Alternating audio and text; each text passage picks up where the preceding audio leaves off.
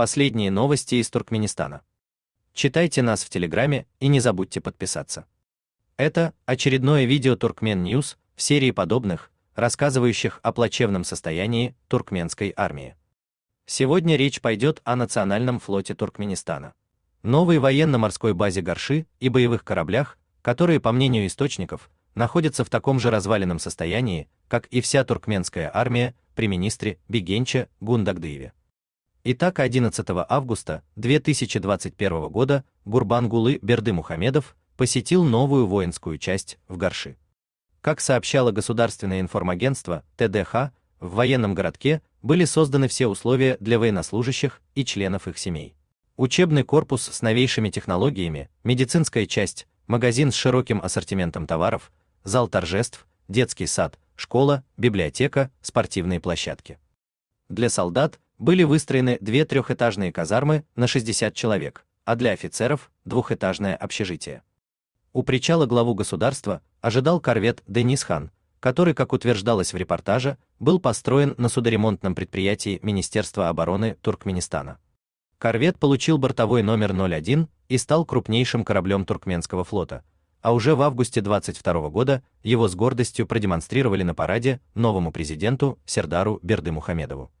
В реальности же Денис Хан был построен силами совместного предприятия стамбульских судостроительных компаний Гульхан Шипиард и Диарсан Шипиард.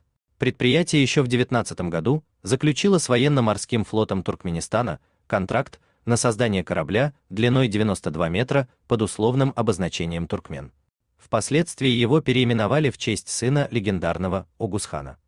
Денис Хан до сих пор называют самым крупным проектом турецкой верфи Диарсан, которая строит боевые корабли для разных стран мира. Утверждалось, что в будущем Туркменистан намерен заказать еще как минимум один такой же корвет, однако пока этого не случилось. Открытие части Горши и спуск на воду Денис Хана впечатлили зарубежных экспертов, что на самом деле не так часто случается с грандиозными проектами туркменских властей.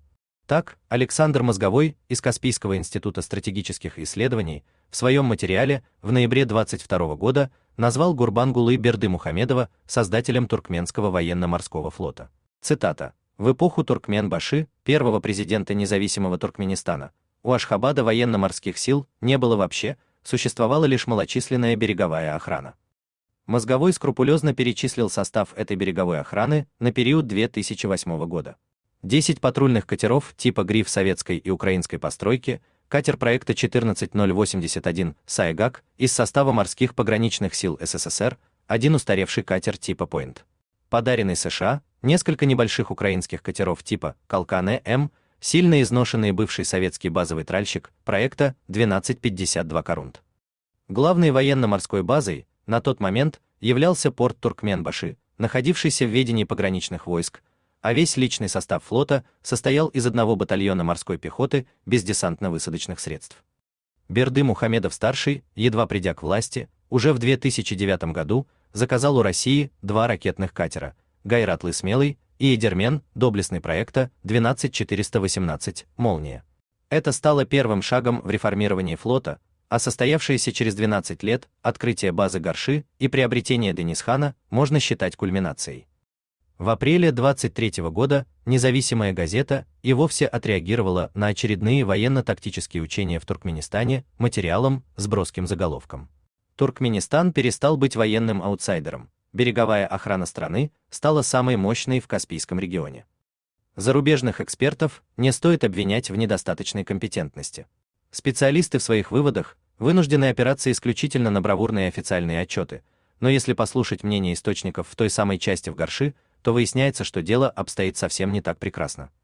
Командиром части является Агапинас Атлыков.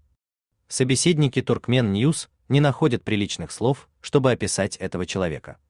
Уважением у подчиненных он совершенно не пользуется. Офицеры ищут любые способы перевестись в другие части, а если не получается, увольняются.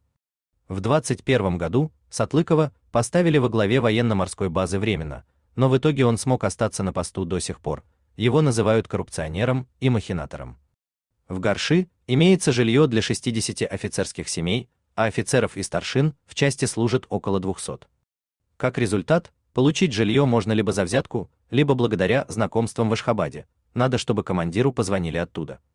В двухэтажном общежитии на первом этаже живут холостые офицеры, причем селят взрослых мужчин в одну комнату вдвоем. На втором этаже проживают офицеры с семьями без детей. Из-за нехватки квадратных метров большинство вынуждены добираться до части из Туркменбаши, преодолевая 90 километров в одну сторону. Тем временем у самого Сатлыкова в нарушение приказа есть сразу два дома, один на территории части, а другой в поселке Джанга, близ Туркменбаши. Во-вторых, недавно командир собрал с офицеров по 1000 манатов, объяснив, что это якобы нужно для протягивания интернет-кабеля из Туркменбаши. Интернет действительно появился, но многие офицеры считают, что он оказался слишком дорогим удовольствием.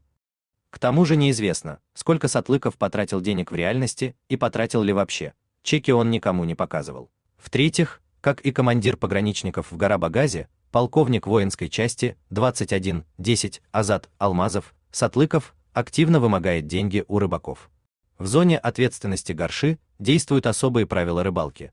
Кто заплатил Сатлыкову, тот имеет право вылавливать какую угодно рыбу, где угодно и когда угодно, а кто не заплатил, не может рыбачить нигде и никогда.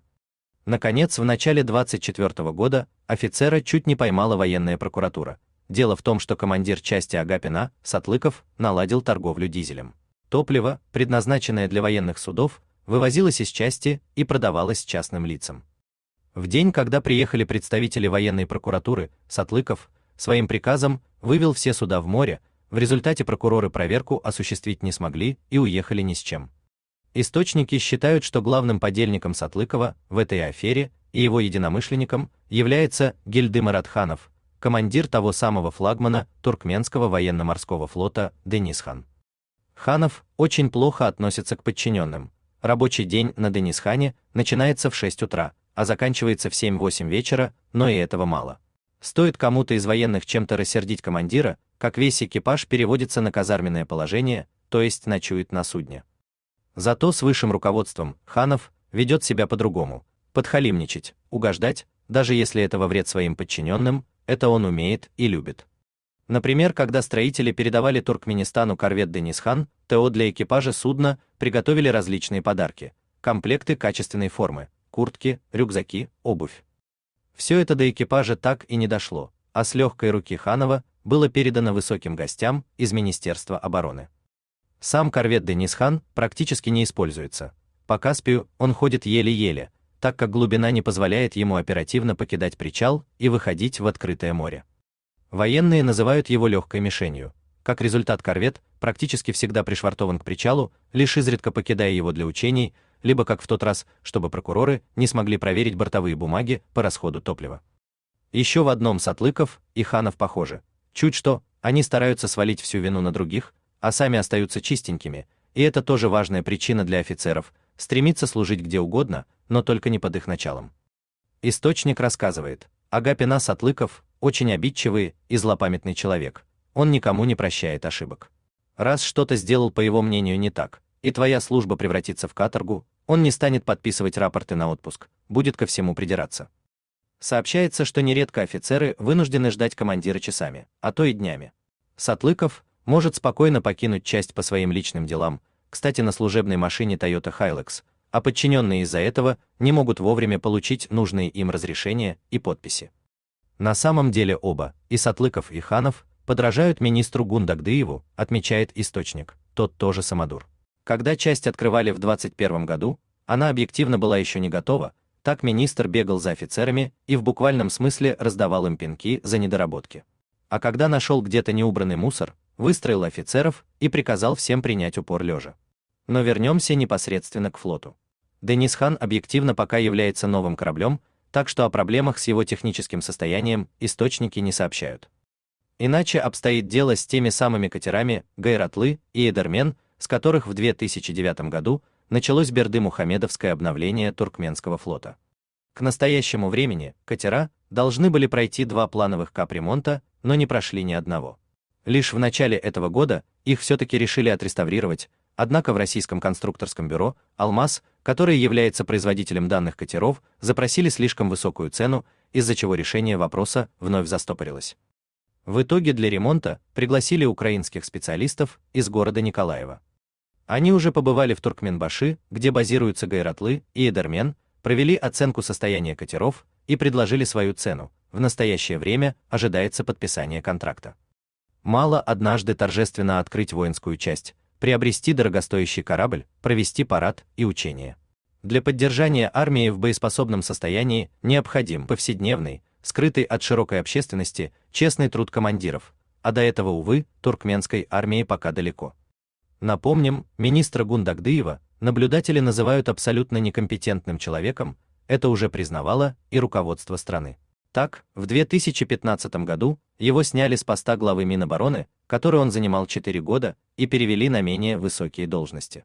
В 2017-м, будучи главой Государственной пограничной службы, Гундагдыев получил выговор от президента за неудовлетворительное исполнение обязанностей и был понижен в звании до полковника, но уже через год этому человеку почему-то вновь доверили руководство всем министерствам обороны. Яйлым Бердыев, который был министром в 2009-11 и 2015-18 годах, также далеко не идеален, но он хотя бы пытался что-то сделать. Например, подбирал компетентные кадры, уделял внимание молодым людям с высшим образованием. Все эти старания были сведены Гундагдыевым на нет. Вновь поднявшись по служебной лестнице, он моментально разогнал весь штат, так заботливо подобранный Бердыевым. Все действия нынешнего главы Минобороны направлены на то, чтобы всех, и солдат, и офицеров, держать в черном теле и систематически унижать. Но криками и пинками можно лишь ненадолго создать красивую картинку для визита главы государства и для телевизионного репортажа. Реальное поддержание обороноспособности страны требует совсем иного подхода и совсем иных кадров, начиная с министра. Современная армия – это сложная, технологически подкованная система, для управления которой нужны хотя бы минимально честные и желательно максимально образованные люди. У вас есть интересная информация, и вы готовы ею поделиться. Пишите нам в секретном чате Телеграма, мы никогда не раскрываем свои источники и гарантируем полную анонимность.